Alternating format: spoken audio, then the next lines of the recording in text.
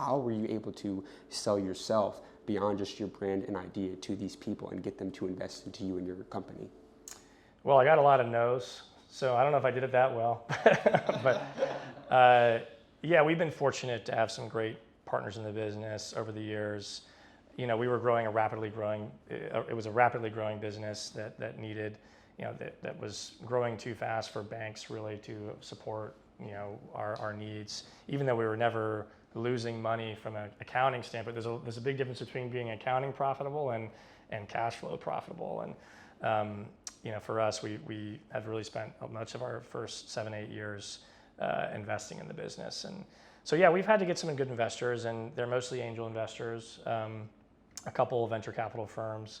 I'd say for me, you'd have to ask them what attracted them to the business, but I think it was the grasp of both the hard and the soft, sort of the right brain and the left brain, that I think we had from day one.